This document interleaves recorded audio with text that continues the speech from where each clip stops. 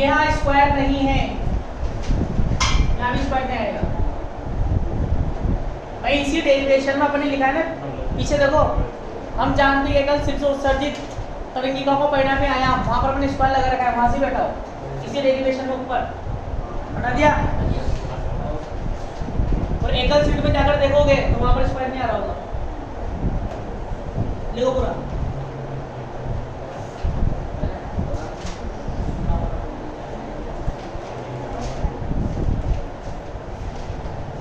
नहीं है बबलू, देखना चाहोगे एकल स्टेट में जाकर देख सकते हो, नहीं है स्क्वायर। तुमने कल लिखा होगा, तुमने भी ध्यान नहीं दिया होगा, स्क्वायर दिया होगा।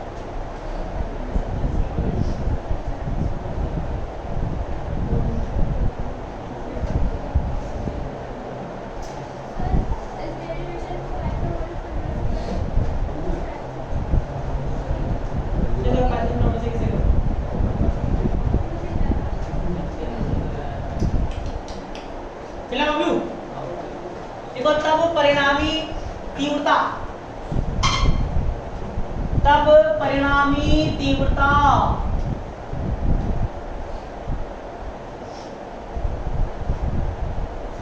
क्या होती है? I बराबर K R स्क्वायर, I बराबर K क्या हो जाएगा? A नॉट स्क्वायर और ब्लू साइन अल्फा अपॉन अल्फा का whole square sine ten beta upon sine beta का होल स्क्वायर। के नोट को क्या मान लेता हूँ? I naught. आई बराबर I naught sine alpha upon alpha का होल स्क्वायर और अब sine N beta upon sine beta का होल स्क्वायर, जहां आई नोट क्या माना? के ए नोट का स्क्वायर, जो कि क्या है? परिणामी तीव्रता। परिणामी तीव्रता में ये वाला भाग किसको दर्शाएगा? विवर्तन को। और ये वाला वैल्यू व्यतिकरण, क्योंकि एन स्लिट है, एन स्लिट आपस में क्या होगी? कला संबंध। कला संबंध होगी, कौन सी घटना घटेगी? व्यतिकरण।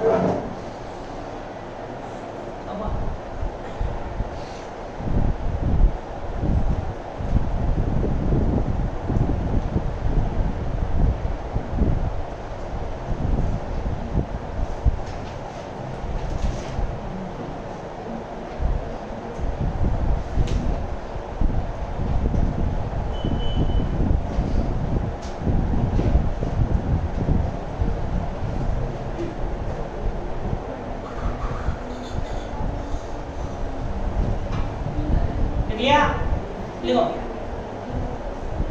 इसके नीचे लिखो, अतः स्पष्ट है कि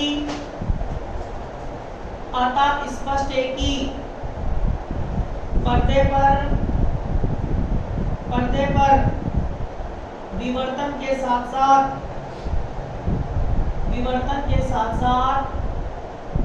व्यतिकरण भी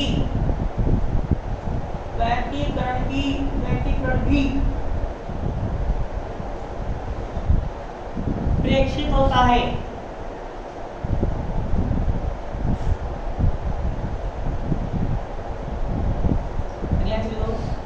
परिणामी तीव्रता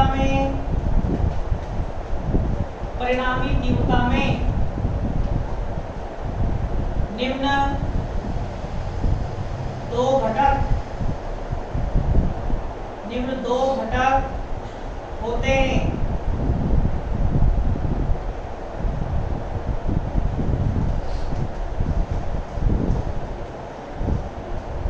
फर्स्ट नंबर लिखो।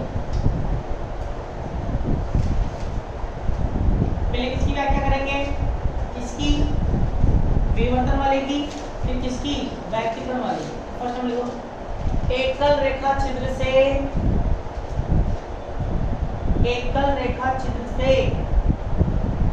विवर्तन के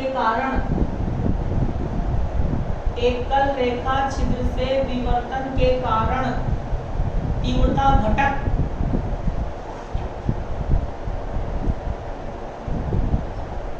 घटक ये लिखो। सी के लिखना है आपका I naught sin alpha upon alpha का होल स्क्वायर।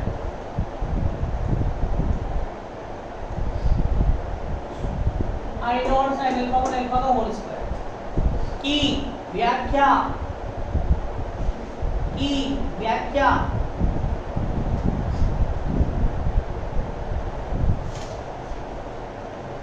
फर्स्ट नंबर लिखो।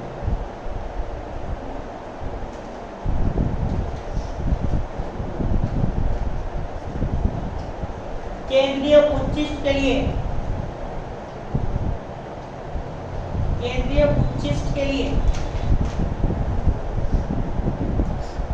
बताओ वही व्याख्या है जो अपन ने दोनों में की है।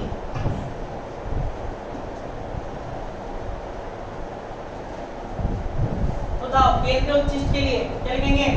इस स्थिति में देखो, इस स्थिति में अल्फा बराबर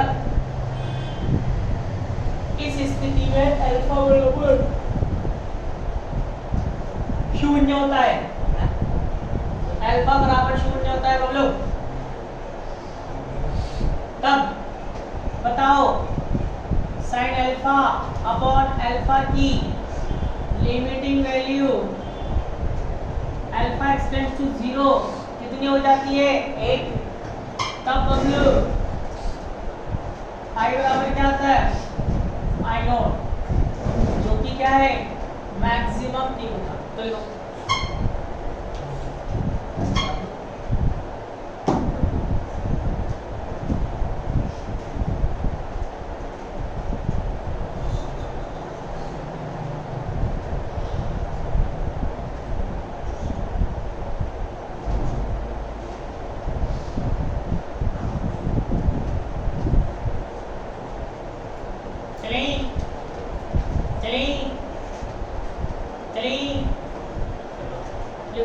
अतः स्पष्ट है कि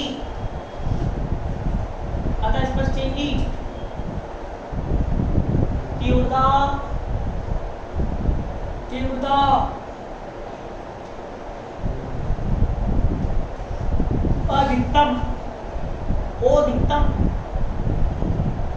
अधिकतम प्रेक्षित होती है। अधिकतम प्रेक्षित होती है। सेकंड नंबर लिखो। किसके लिए? निम्बिस्ट के लिए।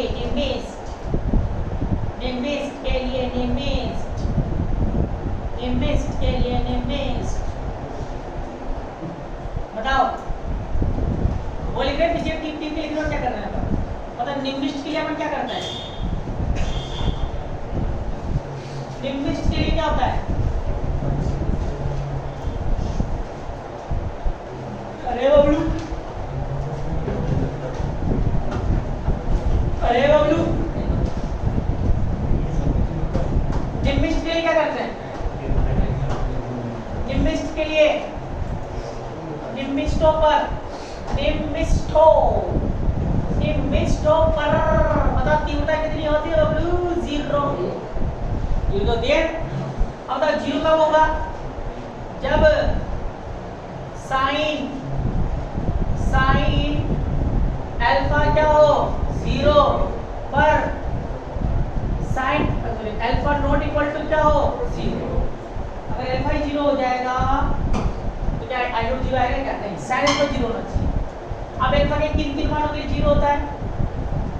जहां अल्फा इसके लिए पाई 0 तो लेना नहीं है ना, पाई 2 पाई 3 पाई 4 पाई, यही सिलसिला चलता है। अल्फा बराबर लिख दूंगा m पाई, नहीं लिख सकते, इन कोणों पर मिस्ट प्राप्त होगी। और चाहो तो लिख लो पथांतर, तब पथांतर क्या था? e प्लस बी साइन क्या था देखो अल्फा, सॉरी हाँ साइन थीटा क्या देगा m, पथांतर करने दो। पथांतर किसके इक्वल था?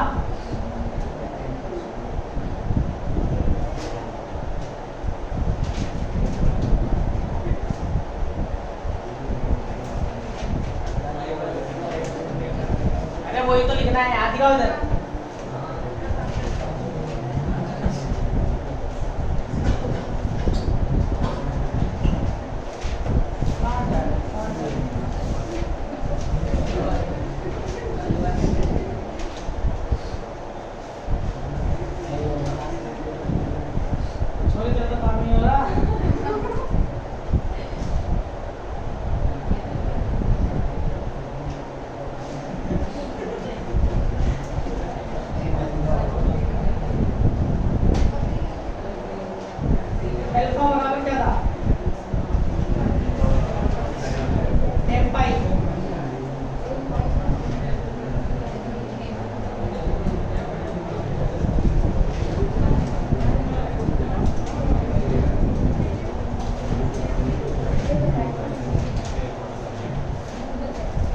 द्वितीय सेट देखो, सेकंड सेट का डबल सेट का क्या था?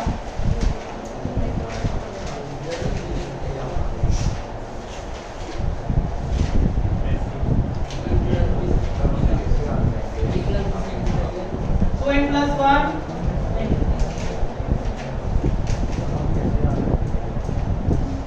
m लेफ्ट आएगा e plus m पाई है, यह क्या हो जाएगा m लैम्डा। चलो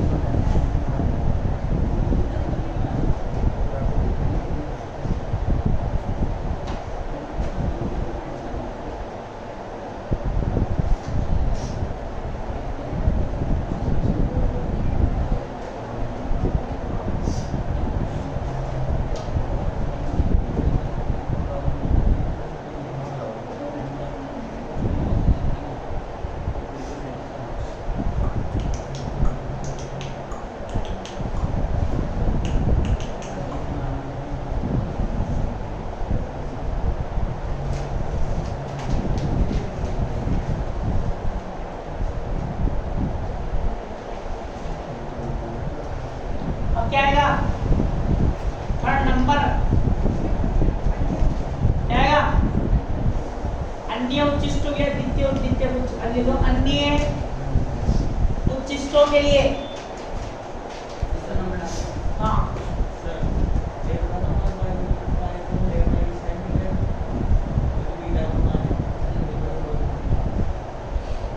अपने द्वितीय में क्या लिखा था भाई?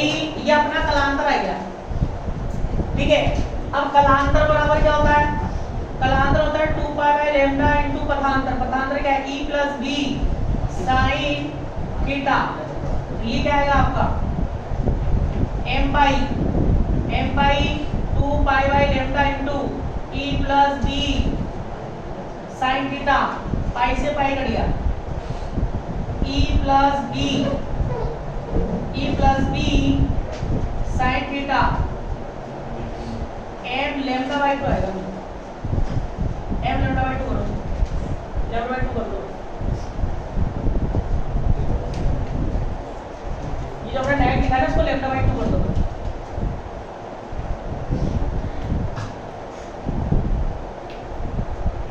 ये कल आंसर जो आया है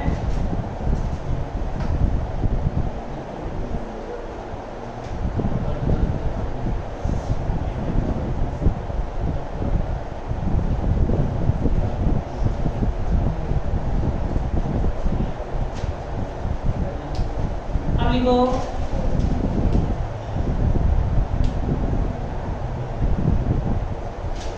अन्य उच्चिष्टों के लिए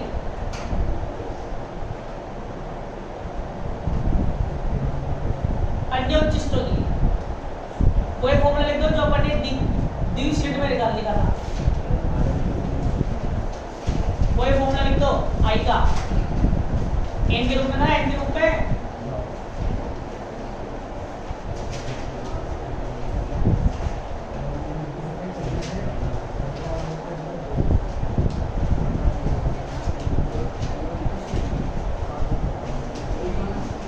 i बराबर n नोट है।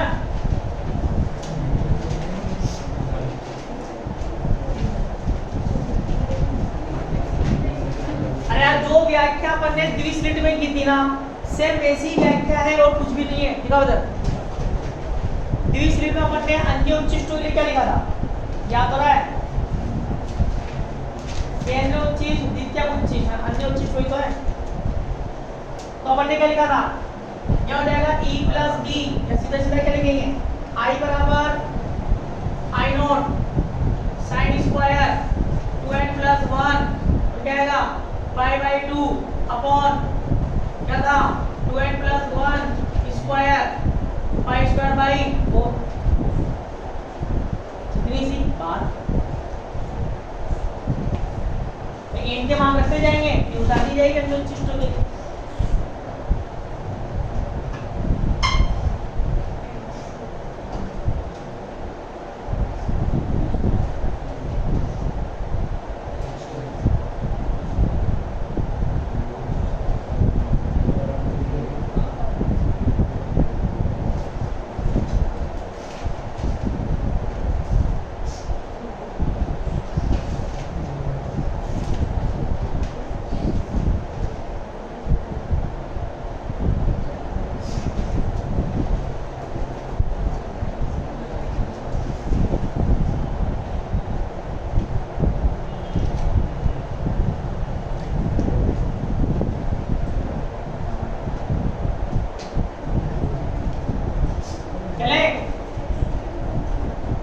अब लिखो सेकंड नंबर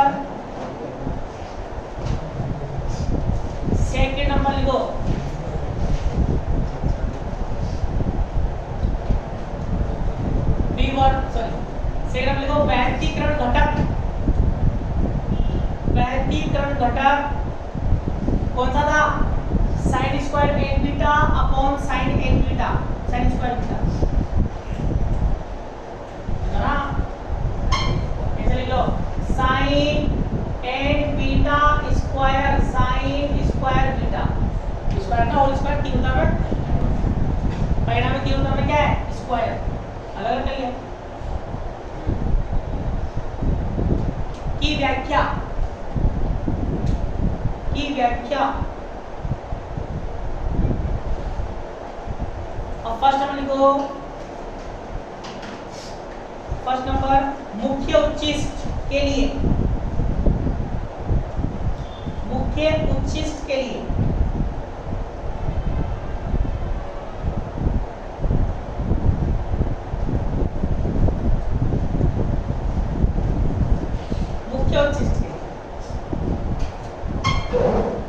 बताओ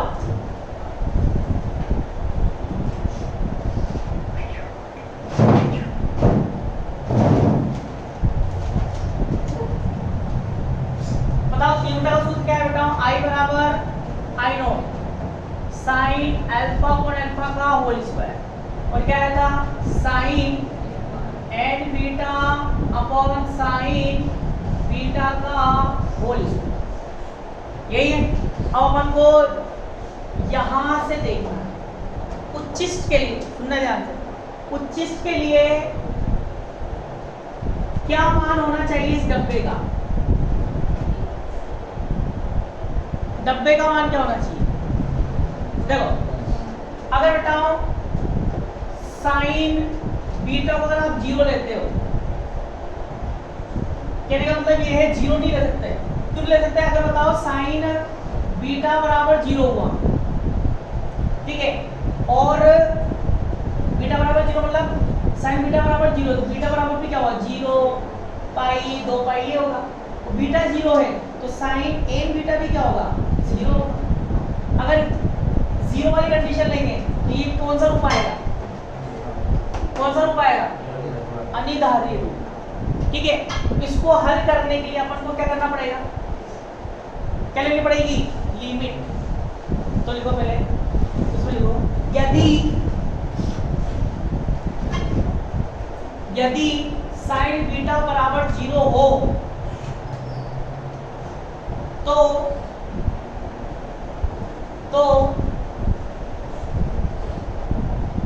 लिखो साइन एन बीटा भी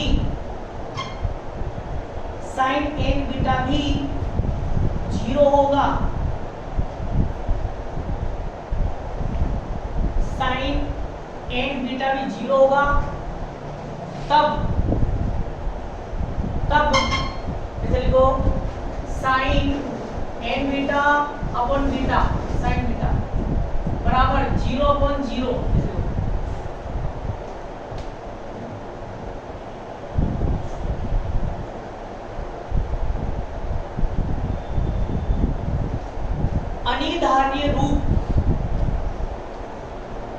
अनिधार्य रूप प्राप्त होगा।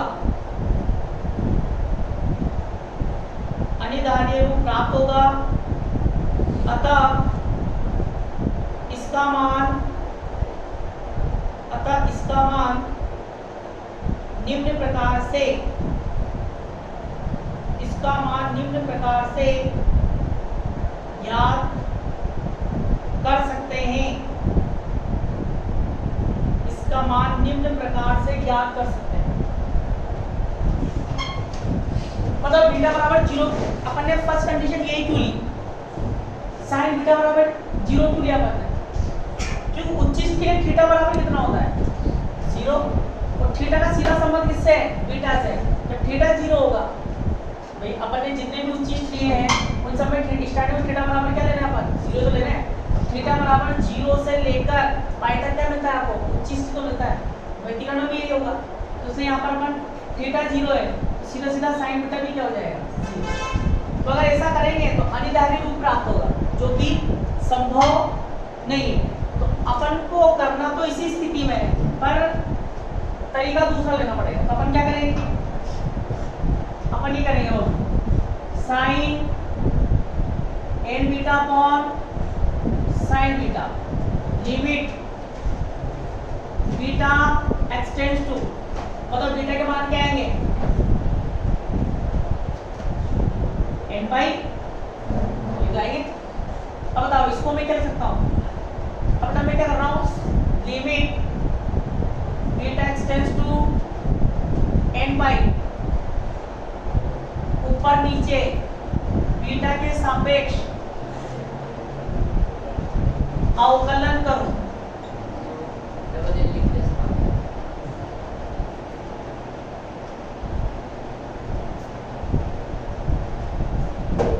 अवकलन करें।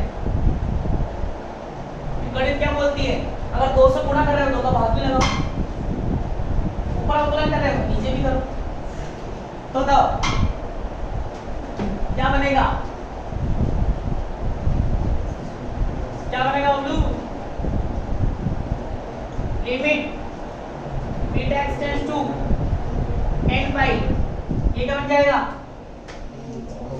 एन कोस एन बीटा, ये बनेगा अपॉन ये क्या बनेगा? Cos beta. ये आएगा। और जब लिमिट पुट करोगे ये वैल्यू कितनी हो जाएगी, एक, तो क्या बनेगा n। तब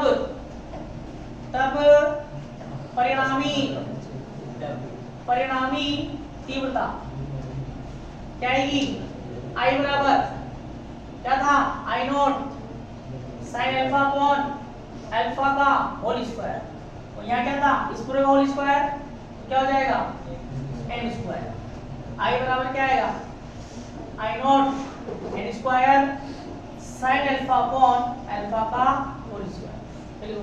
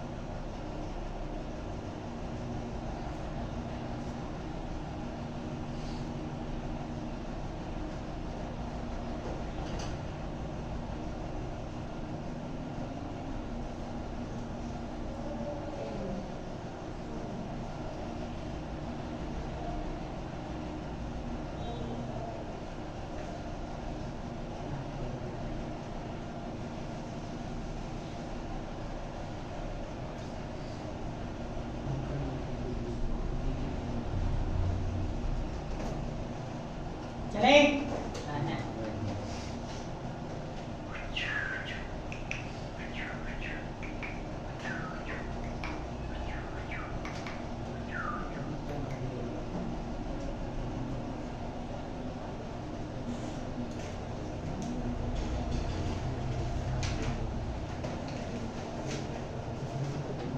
अब बताओ किसकी व्याख्या करेंगे व्यतिकरण में। विवर्तन में तीन व्याख्या होती है, केंद्रोच्चिष्ट की, निम्निष्ठ की और अन्योच्चिष्ट होती है। व्यतिकरण में दो होती है, उच्चिष्ट की और निम्निष्ठ की। चलो निम्निष्ठ के लिए, निम्निष्ठ के लिए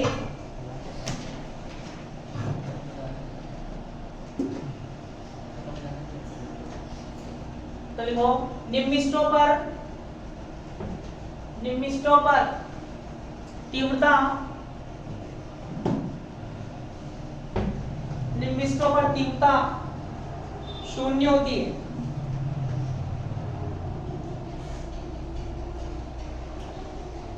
बताओ I बराबर 0। बताओ I क्या होता है Bablu, I not sin alpha upon alpha का whole square sin n beta upon sin beta का होल स्क्वायर। अब बताओ I का मान 0 है, व्याख्या इससे नहीं करनी है, किससे करनी है, इससे करनी है, वही व्यतिकरण का घटक है। अब बताओ इसमें I 0 हो, इस घटक से I 0 है, इसलिए क्या आवश्यक है, अतः I बराबर 0 के लिए आवश्यक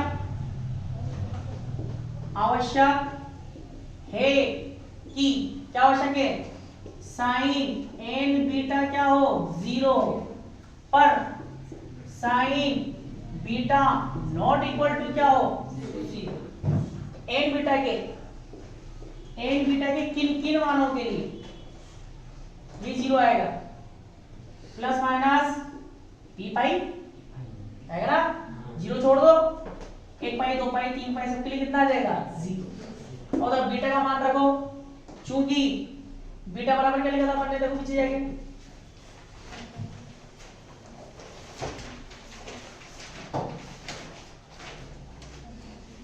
ऐसा लिखा होगा कहीं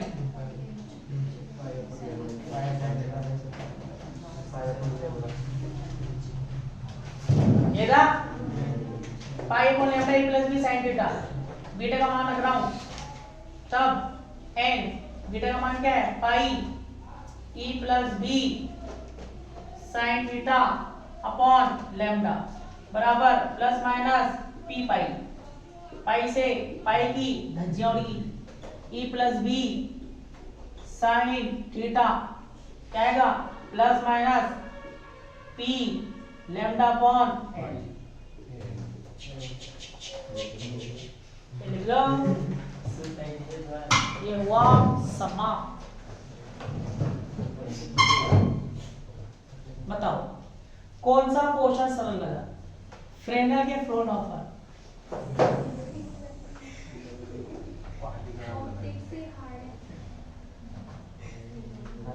नहीं व्यक्तिगत तो शांत रहता है, व्यक्तिगत में क्या है घटना इसमें फ्रेनेल में वो सिंपल चल रहा है, पर फ्रोनहोफर में भी एकल स्लिट में तो कुछ भी नहीं है, डी स्लिट में कुछ भी नहीं है, एन स्लिट में तो मैं छोड़ दिया।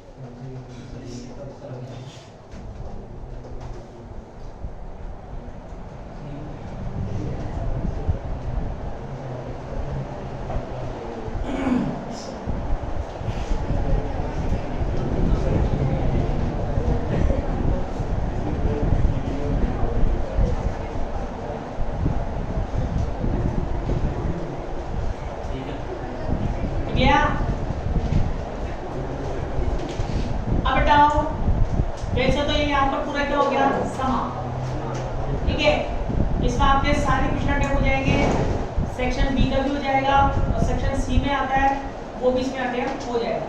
तो सेक्शन सी में जो क्वेश्चन आएगा ना 10 नंबर का जो आता है वो आ सकता है फ्रोनहोफर में से, या तो आपसे एकल स्लिट की व्याख्या करवा लेगा या आपसे द्वि स्लिट की करा लेगा, पर ज्यादातर एकल स्लिट का है। इसका एकल स्लिट से फ्रोनहोफर विवर्तन कितना आएगा 10 नंबर। और सेक्शन बी में जो 5-5 नंबर के क्वेश्चन आएंगे वो आएंगे फ्रेनेल विवर्तन में से, इसमें से फ्रेनेल वाले, तो फ्रेनेल वाले पार्ट का वो आएगा 5 मार्क्स में, फ्रोनहोफर में तीनों में से एक आ जाएगा 10 नंबर। अब कुछ क्वेश्चन लिखा रहा हूँ परीक्षा की दृष्टि से, वो लिख लो, मतलब साथ उठा के देखोगे सीखोगे सर आपने नहीं लिखा है तो क्वेश्चन लिखो। विवर्तन ग्रेटिंग से विवर्तन ग्रेटिंग से आप क्या समझते हैं? विवर्तन ग्रेटिंग, विवर्तन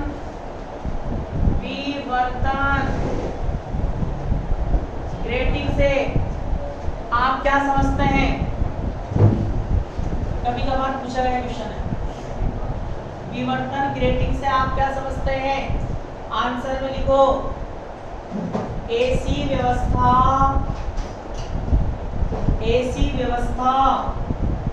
जिसमें बहुत अधिक संख्या में समान चौड़ाई के रेखाचित्र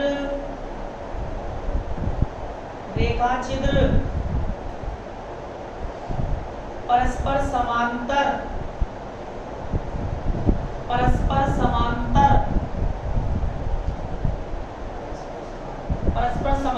और समान दूरी पर होते हैं, समांतर और समान दूरी पर होते हैं। विवर्तन ग्रेटिंग, विवर्तन ग्रेटिंग कहलाती है।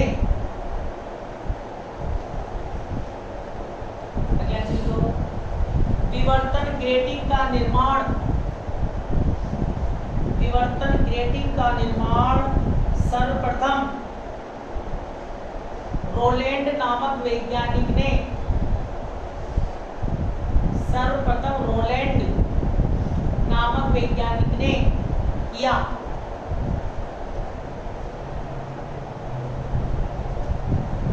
ग्रेटिंग मुख्यतः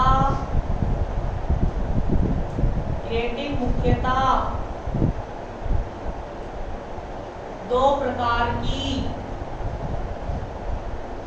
प्रकार की होती है।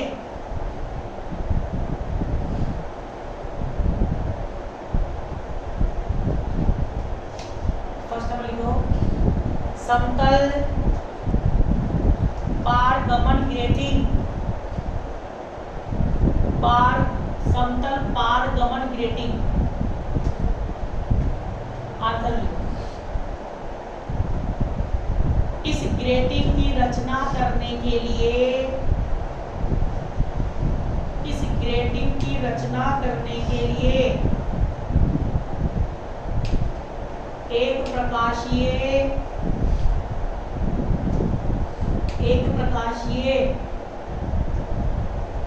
समतल कांच की,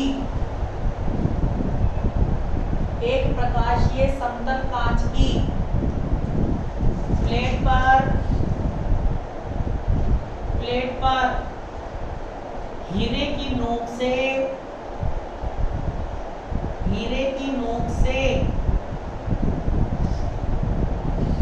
बहुत अधिक संख्या में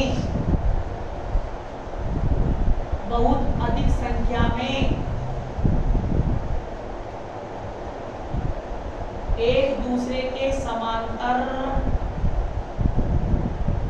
बहुत अधिक संख्या में एक दूसरे के समांतर और समान दूरी पर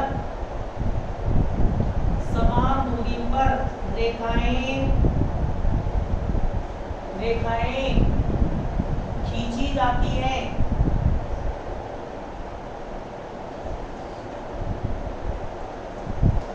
इस पट्टिका पर प्रकाश आपतित करने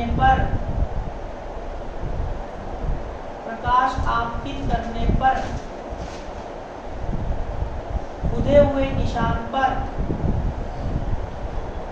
इस पट्टिका पर प्रकाश आपतित करने पर खुदे हुए निशान से, इस पट्टिका पर प्रकाश आपतित करने पर खुदे हुए निशान से प्रकाश अवरुद्ध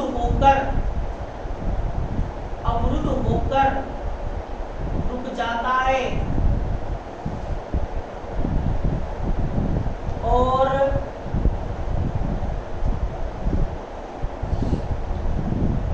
इनके मध्य भाग से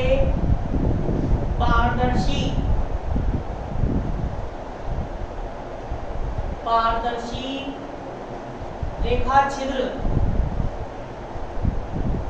रेखा छिद्र से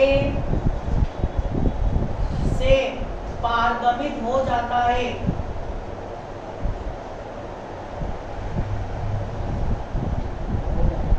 पारगमित हो जाता है, अतः पारगमित प्रकाश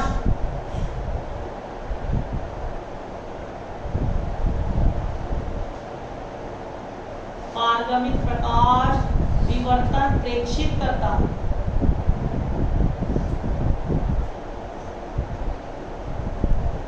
इस पट्टिका को ही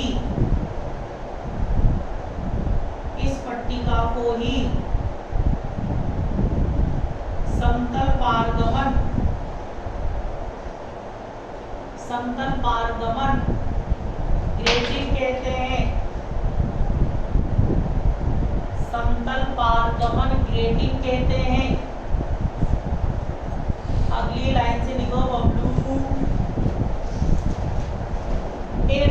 छिद्रों के रेखा छिद्रों के मध्य का अंतराल, इन रेखा छिद्रों के मध्य का अंतराल प्रकाश की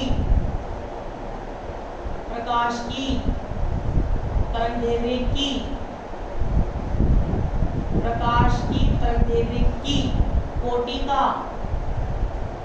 कोटि का होना चाहिए,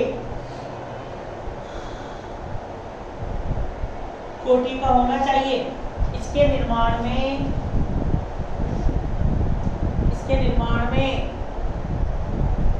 1 इंच में 10,000 से 15,000 लाइनें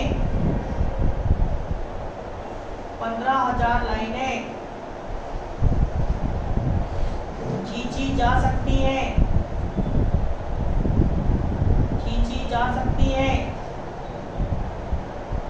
इसका मूल्य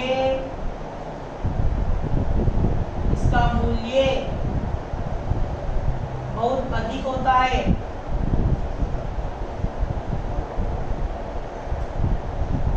इस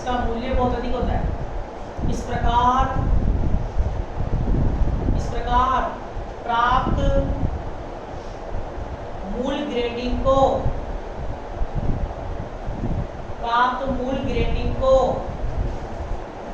मास्टर ग्रेटिंग भी कहते हैं।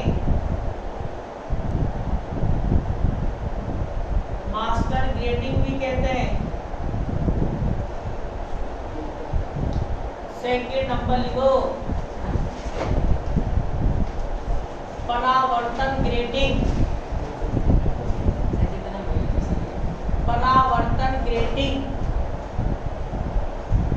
इसमें लिखो बबलू, इसमें रेखा छिद्र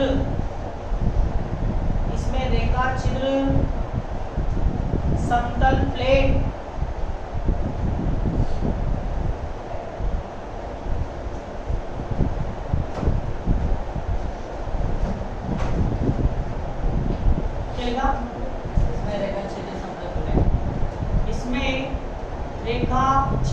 समतल प्लेट एसी काम में लेते हैं।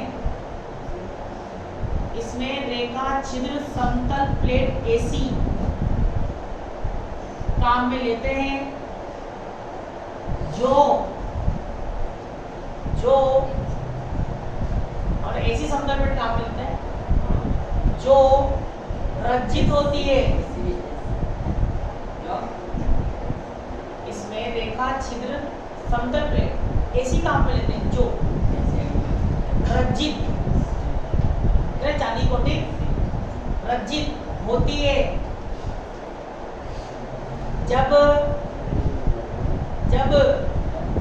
इस रज्जित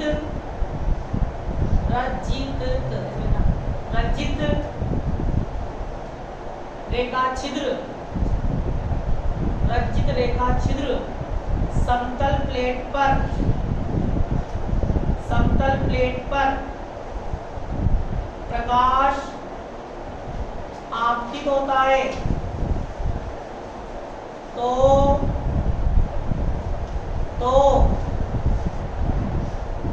इस प्रकाश का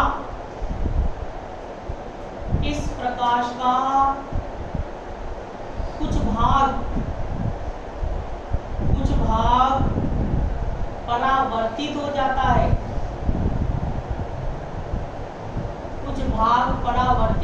है, और ग्रेटिंग से पारगमित प्रकाश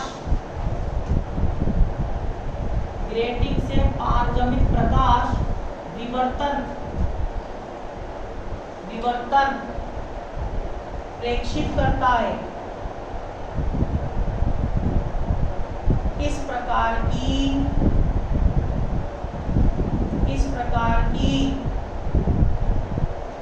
ग्रेटिंग को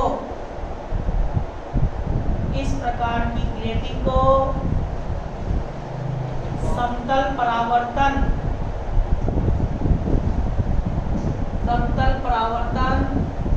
ग्रेटिंग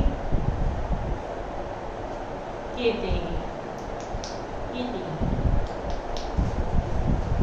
दोनों ग्रेटिंग क्या होती है सुनना ध्यान से। एक कांच की प्लेट होती है, क्या होती है? कांच की प्लेट। अब अगर साधारण कांच की प्लेट होगी तो उससे प्रकाश क्या होगा? निकल जाएगा। भाई साधारण कांच की प्लेट होगी प्रकाश निकल जाएगा। तो ग्रेटिंग बनाने के लिए क्या करते हैं? हीरा लेते हैं, हीरा। हीरे की तीखी नोक से 1 इंच में, 1 इंच कितना होता है? इतना सा। इस 1 इंच में 10,000 से 15,000 समांतर क्या किसने लाइनें खींचेंगे। तो बताओ इस 1 इंच के पार्ट में समांतर क्या खींचेंगे? लाइनें खींचेंगे। मतलब पूरे देंगे उसको किससे? हीरे से। तो पूरे देंगे तो यहाँ पर क्या आएगा? खुरदरा भाग। यहाँ भी क्या आएगा? खुरदरा भाग, खुरदरा भाग, खुरदरा भाग। ये से बहुत पास होते हैं। अब बताओ जब प्रकाश गिरेगा तो इस खुरदरे भाग से क्या होगा? प्रकाश रुक जाएगा और बीच का जो पारगमन भाग है उससे प्रकाश टकराकर कहाँ निकलेगा? आगे निकलेगा। और प्रकाश से टकराकर आगे बढ़ने की घटना कहलाती है विवर्तन। तो इस व्यवस्था को अपन क्या बोलते हैं? ग्रेटिंग बोलते हैं। क्या बोल रहे हैं? ग्रेटिंग। और जब इसको अर्धरंजित कर देते हैं तो कुछ भाग क्या हो जाता है? कुछ भाग क्या हो जाता है? परावर्तित। अर्धरंजित करने का मतलब क्या होता है? मैंने आपको बताया था अगर 100% अर्धरंजित करोगे तो पूरा प्रकाश क्या होगा? परावर्तित हो जाएगा। अगर 50% करोगे तो 50% परावर्तित और 50% पारगमन। तो उसमें भी ये व्यवस्था होगी। मान लो आपने इसको क्या करा? 50% अर्धरंजित कर दिया। प्रकाश आपतित करोगे तो 50% तो क्या हो जाएगा? परावर्तित हो जाएगा और 50% क्या होगा? पारगमन। उसमें से भी कुछ भाग तो क्या होगा? रुक जाएगा। बचा कुचा भाग टकरा कर कहाँ बढ़ेगा? आगे बढ़ेगा। उसको क्या बोलते हैं? समतल परावर्तन ग्रेटिंग या परावर्तन ग्रेटिंग। बस यही है। मतलब एक व्यवस्था होती है, उस व्यवस्था के बारे में लिखा है। तो ये यूनिट समाप्त हो चुकी है। कल स्टार्ट करेंगे नई यूनिट। कल का टाइम वही रहेगा।